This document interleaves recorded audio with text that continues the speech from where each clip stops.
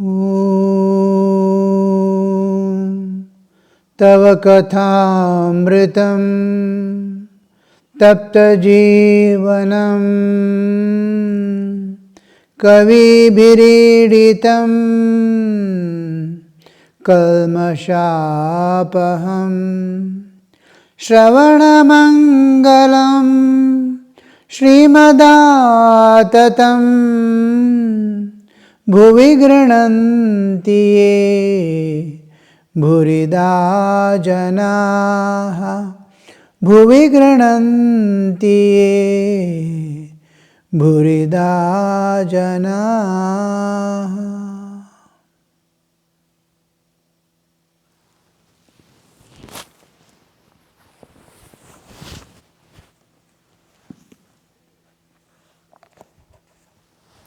Sri Ramakrishna is speaking to Ishan. He had come to the Ishan's house.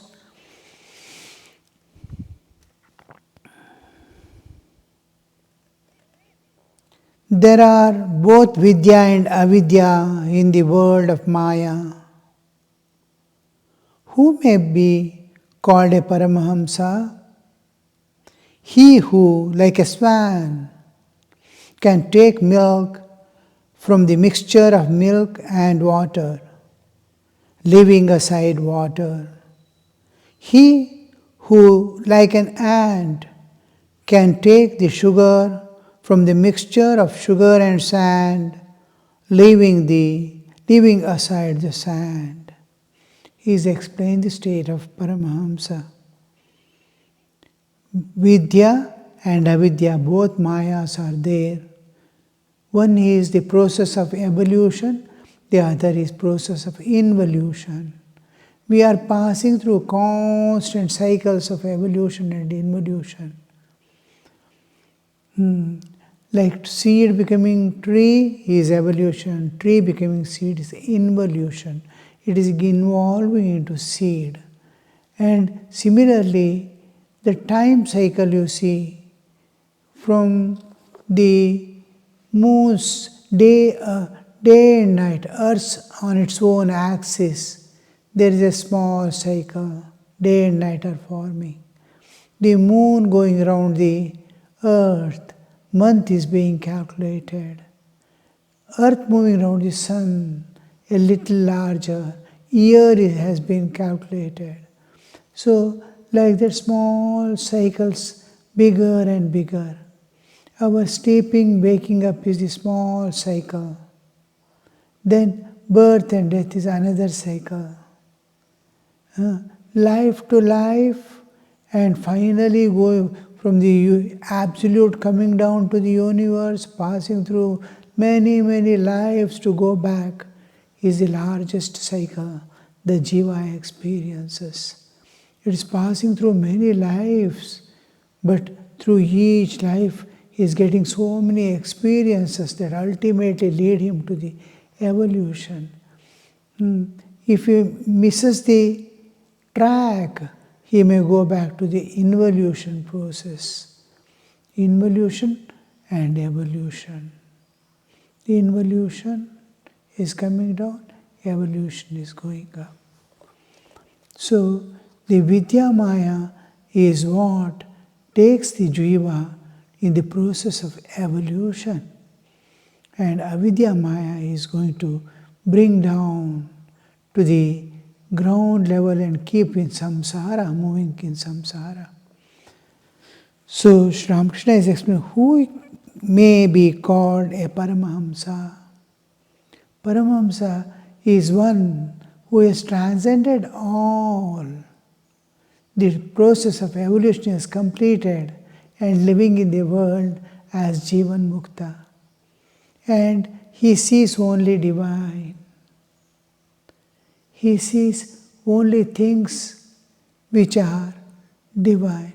The other things which earlier the person himself was seeing is no more visible. Once this light of spiritual light awakens, he no more sees the worldly light, physical light. In this spiritual, when we see the sun, all other lights, stars also disappear. Stars are there, we can't see. We can't see the stars during daytime because sun's powerful light is so powerful. They are there, just behind the sun. And it is, if sunshine is hid, you can see again all the stars. When it comes down, at night again we can see. Morning they are as much there as in the night, but we can't see. Like that, after the spiritual awakening, he can no more see the world of raga, dvesha, attachments and aversions, likes and dislikes. Everything is divine. So this state where one sees God in every object, in everything, in every action, in every moment, which transcends all the differences from person to person, from quality to quality, character to character, all these differences will dissolve, seeing the divine alone. So this divine awareness is called Paramahamsa. It is there, just like sugar and sand is mixed and kept, and ants coming there only pick up. They are not at all considering anything else other than sugar. Just sugar it takes and goes away. To its eyes, the sand is not at all there. It is searching. That state in which only divine is visible and no more visible because of the power of the realization, it is not visible, is called Paramahamsa. He who can, like a swan, can take milk from mixture of milk and water, that white portion alone it takes and leaves the water there.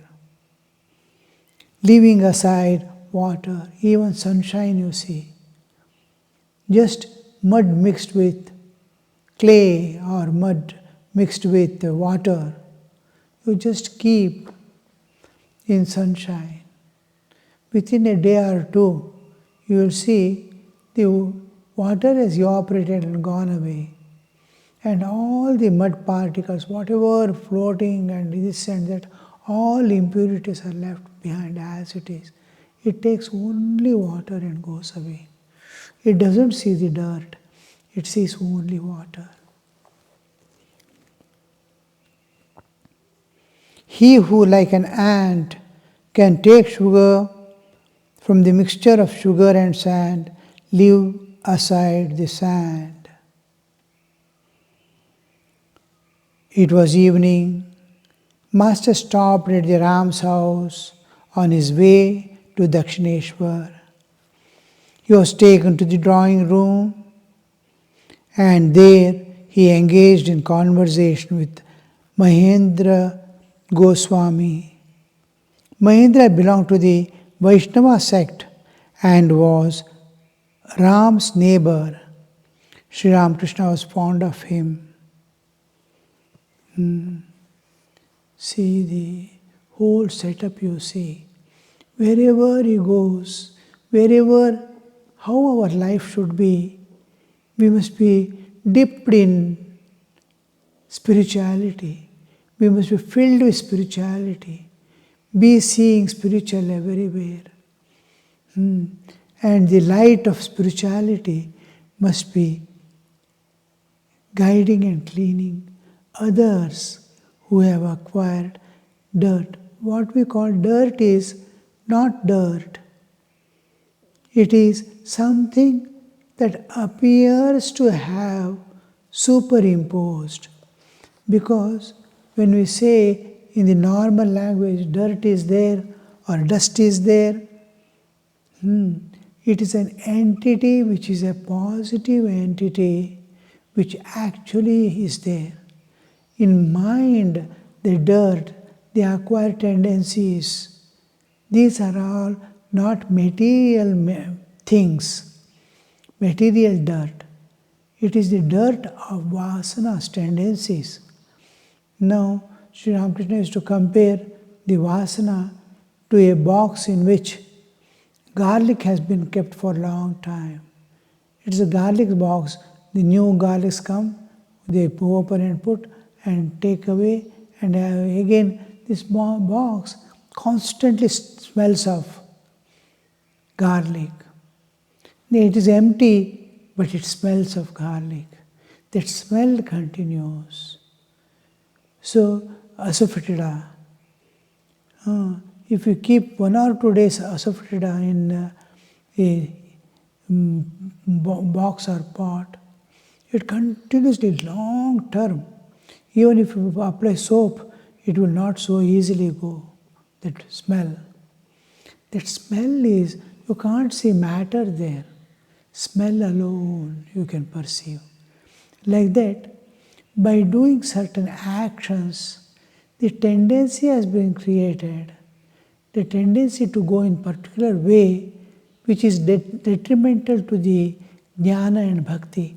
It is not conducive to jnana. It is not conducive to bhakti. It is against as if. So these are called impurities. These impurities will go away. It can be removed.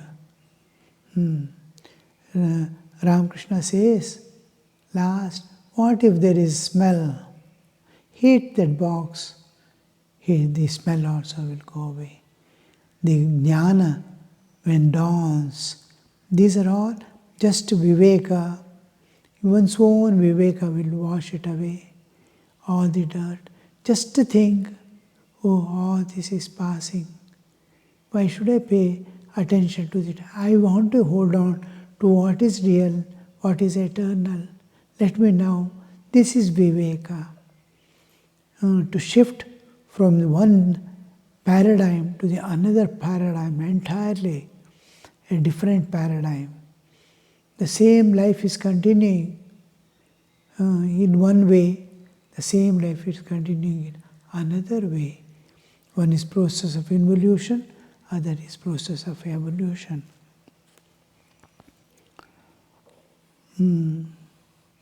It was evening. Master was talking to that another neighbor, Mahendra Goswami. Mahendra belonged to Vaishnava sect. You see, each has a characteristic. When a Vaishnava comes, and if you are little sensitive, your love awakens. If you see an Advaitin, traditional sannyasi, holding the stick in hand and coming, he is muttering within himself Vedic, Upanishadic truths. When he comes, you will see, if you are a little sensitive and if he is strong enough to give the vibrations, repeatedly he is there involved in it, then you see the jnana awareness, like a sun is moving, looking upon everything as Maya. Brahman alone is real. Atman alone is real. Body is just an adjunct. It's going to fall off. So that jnana and bhakti, entirely different. Heart weeping for God. The love, the heart and brain, how much of difference it creates, you see. And another person, suppose you see a Shakta, he is in an entirely, everything has become mother has become everything. The buddhi, manas, everything what I am using, the 5 senses, 5 organ of actions, bodily existence, everything is she. This universe, which is made up of 24 cosmic principles, is she. What is there where she is not there? What is there without her presence?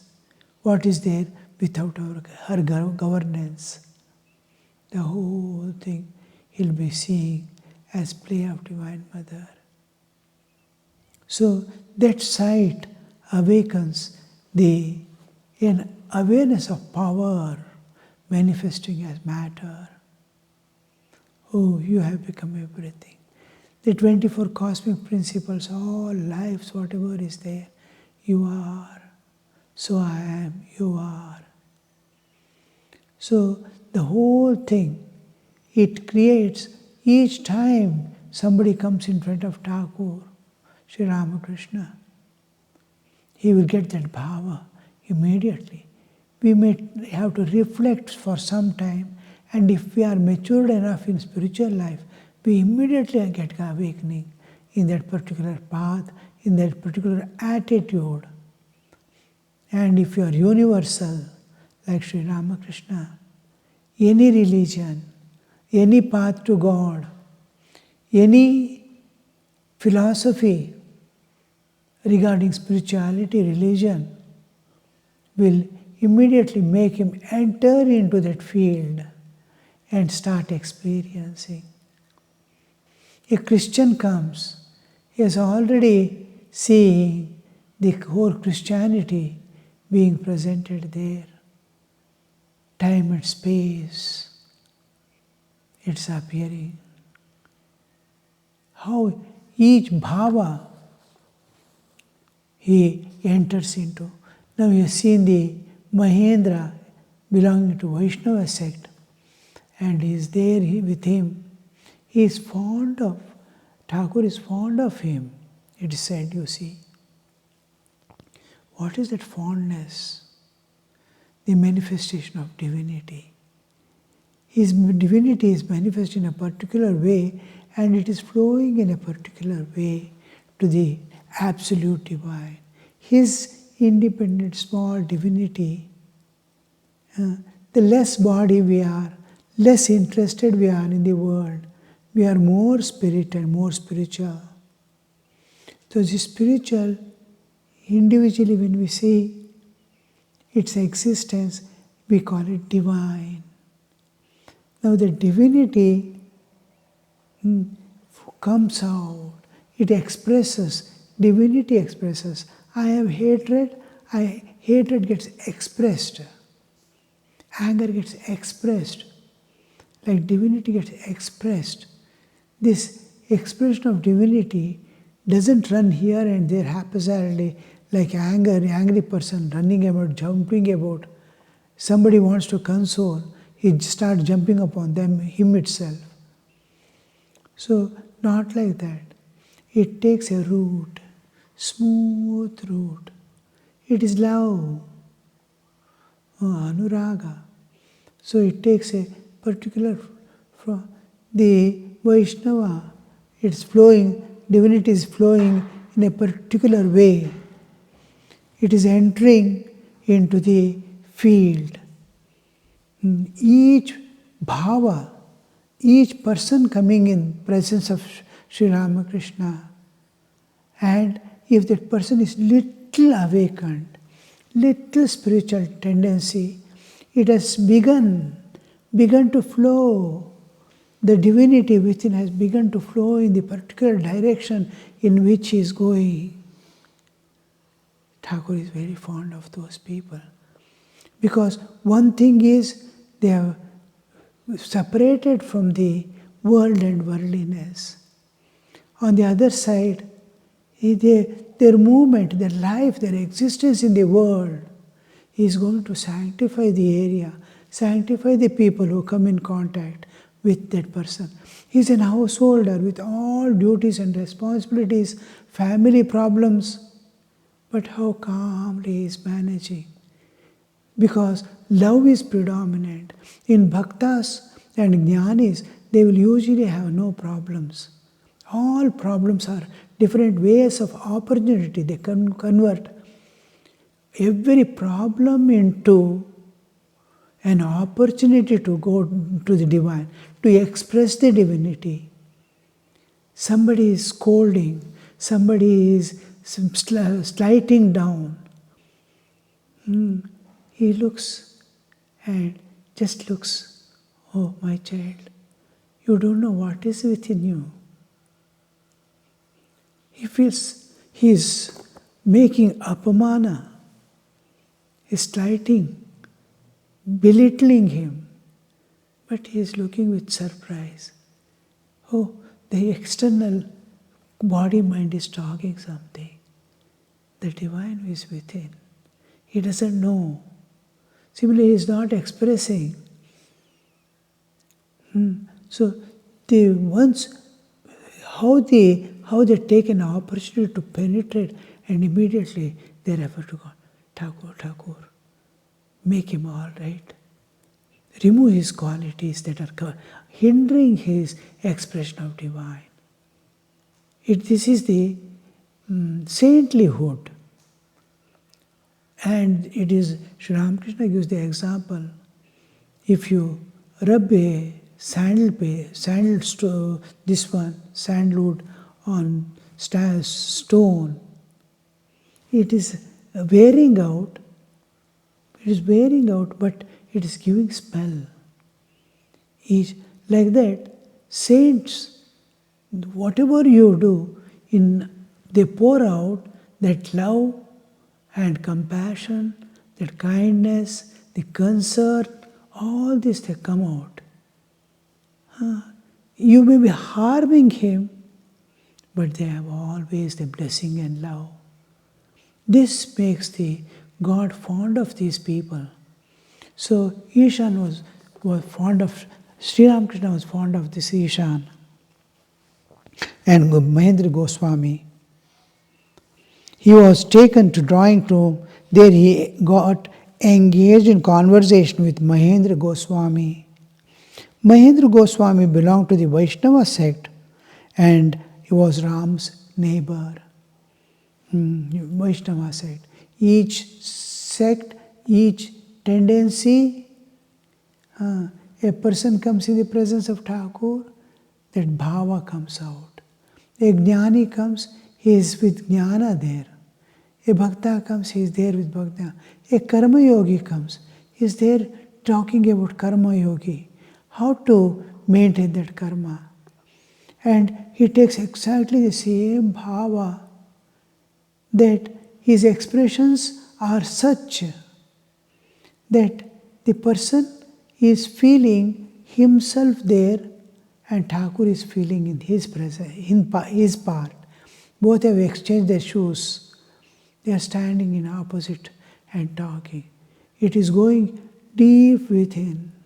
When Thakur speaks or an enlightened soul speaks, it enters directly within, without any obstruction, because the inner part of receptivity is also supported when they talk. They put their pranas. They don't simply speak, they put their pranas. The energy to receive and absorb and digest, assimilate and manifest again externally. Now, the Ishan, this Mahendra Goswami, Sri Ramakrishna was fond of him. Master, the worshippers of Vishnu, how he starts, you see.